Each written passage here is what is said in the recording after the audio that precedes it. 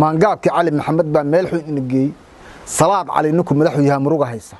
maxamed dheer uu maray yahay maxamed yahay geey mar haddaan mas'uul qaadi karin oo maamul garanayn Abdullahi Yusuf aan xilligaas haysta mar haddaan mas'uul qaadi karin maamul garanayn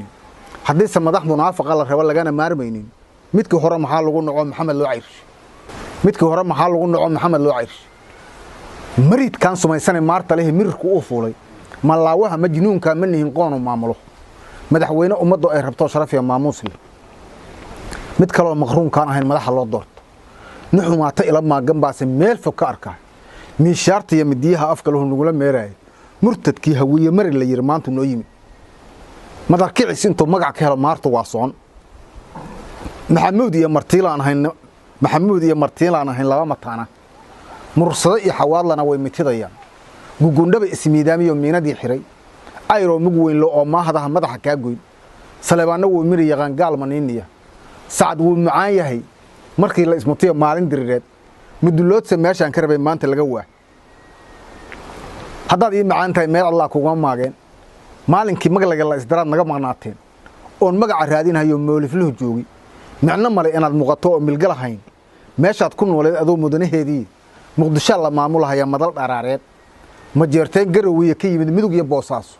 inaad maqasho moogiye ma arag maanta ka horoobe milasiya munaafiqan ka haro mowqifka istaaga hawiyo mug weyn laha mawla ka dhaliye oo qoon mahiigaan oo ka badan kuman malaayiina mansab iyo haddaad magac rabteen madax ma weyseen maangaabkii cali maxamed baa meel xun inagey salaad cali ninku madaxu yahay muruga haysa maxamed dheer uu maray yahay maxamed yahay geey waa layna ku maadsaday markuu soo magaaq yiri waa munaafiq diintu ay manacdo mawlahaynay haddaan laynu soo marin hawiye lama maqoonsheen meeshaad naga jirtaan hiraab kuma midoobaan nimankii magteennii qabay oo naf iyo maal leh mataanaha kuwa inagu dhuftaan midigta haysiin martigelinta gaalkan iyo dawlad igu furmiiqayso hamar gidir intaad leedahay mursada saana yuusan magacu kaalmo hawiye meeshaad uga taalo malaaq iyo waxaad leedahay niman mashaayiq mas'uul sare shariif oo ka maqanay macawis qaateen in abuukar uu magan yahay ciidamo moogeen magaciina waa baay haddaan midigta laabteen magaciina waa baay haddaan midigta laabteen maxog yasa waxaad cuni taqaan waa bamirihiis